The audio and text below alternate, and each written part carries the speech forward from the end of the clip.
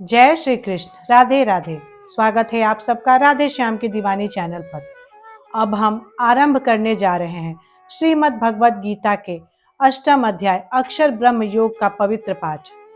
यह अध्याय हमें सिखाता है कि ईश्वर ही वह अखंड सत्य है जो ना कभी जन्म लेते हैं ना कभी नष्ट होते हैं। आइए पूर्ण श्रद्धा, भक्ति और शांति भाव से श्री कृष्ण के दिव्य वचनों का पाठ करें और आत्मा को उस अमर ज्ञान में लीन करें।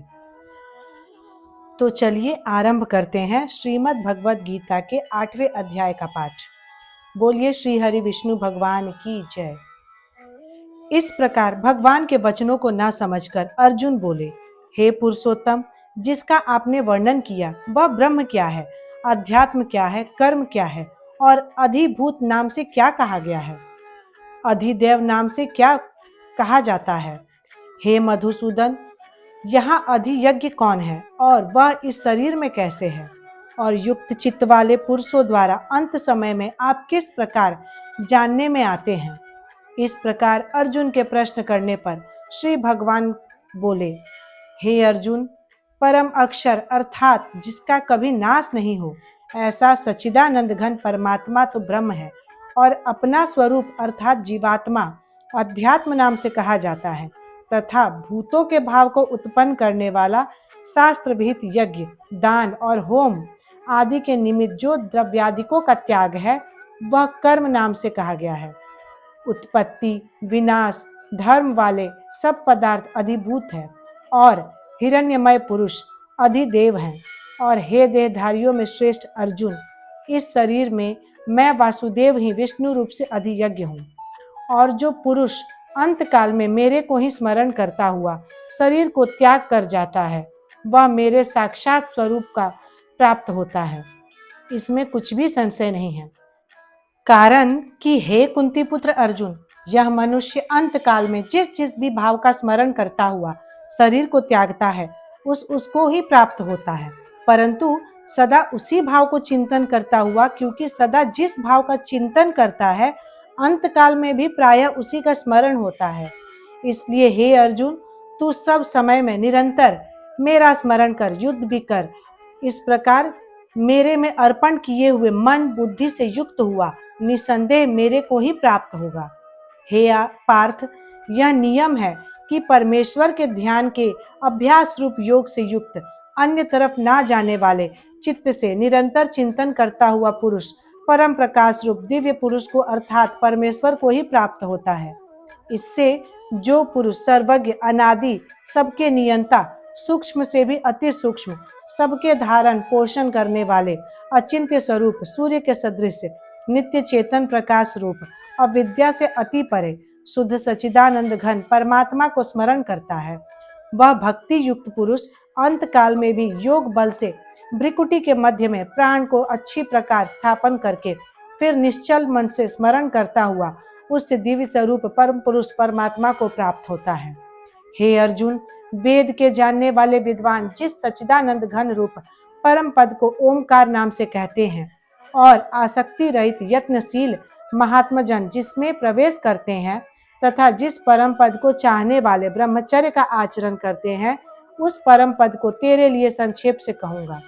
हे अर्जुन, सब इंद्रियों के द्वारों को रोककर अर्थात इंद्रियों को विषयों से हटाकर तथा मन को हृदय में स्थिर करके और अपने प्राण को मस्तक में स्थापन करके योग धारणा में स्थित हुआ जो पुरुष ओम ऐसे इस एक अक्षर रूप ब्रह्म को उच्चारण करता हुआ और उसके अर्थ रूप मेरे को चिंतन करता हुआ शरीर को त्याग कर जाता है, वह पुरुष परम गति को प्राप्त होता है।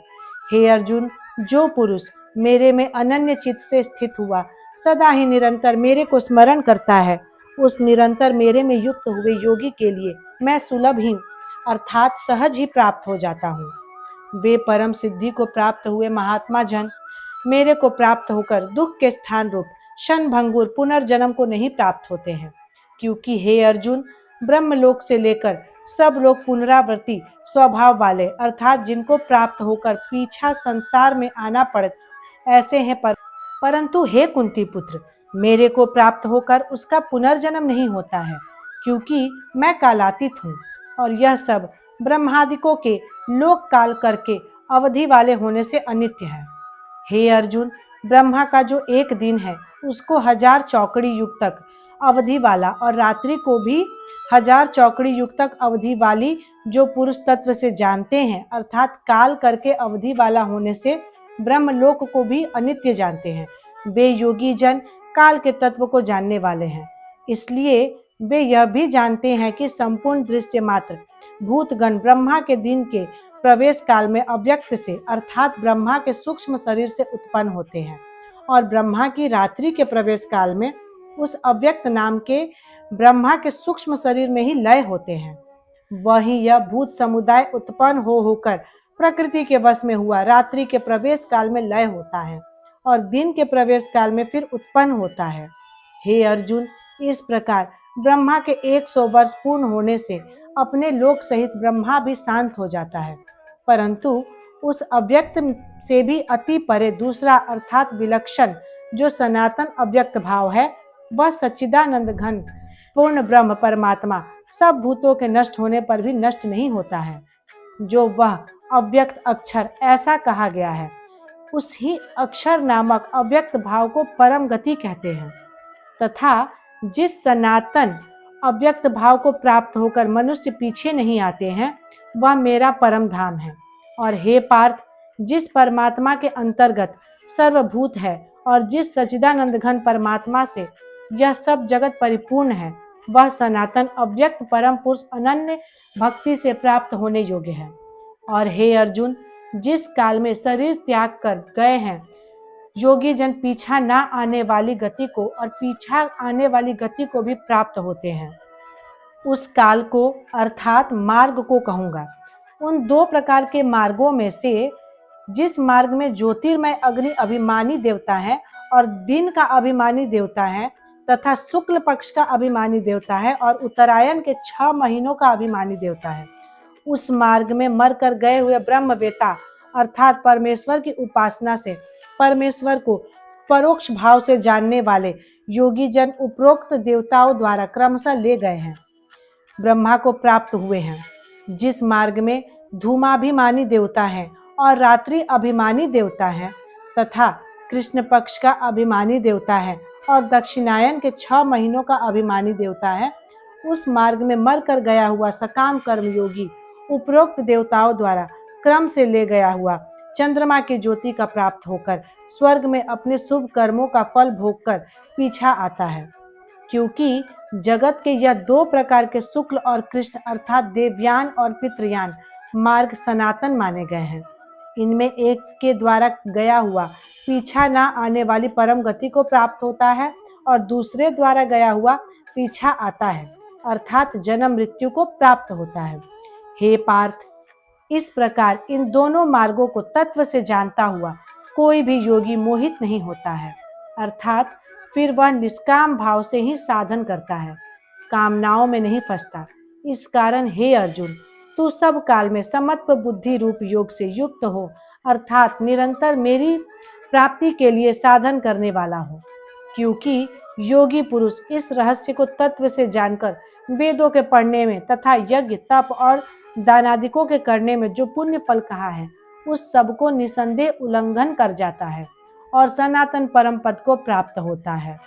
इति श्री श्रीमद् भगवद गीता रूपी उपनिषद एवं ब्रह्म विद्या तथा योग शास्त्र विषय श्री कृष्ण और अर्जुन के संवाद में अक्षर ब्रह्म योग नामक 8वां अध्याय समाप्त होता है।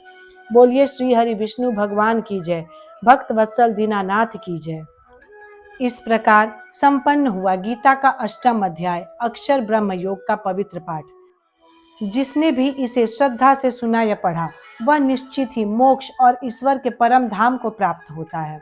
भगवान श्री कृष्ण हम सबको सद्बुद्धि, शांति और भक्ति का वरदान दे। हर श्वास में कृष्ण नाम बस जाए, यही सच्चा अक्षर ब्रह्म योग है। जय श्री कृष्ण।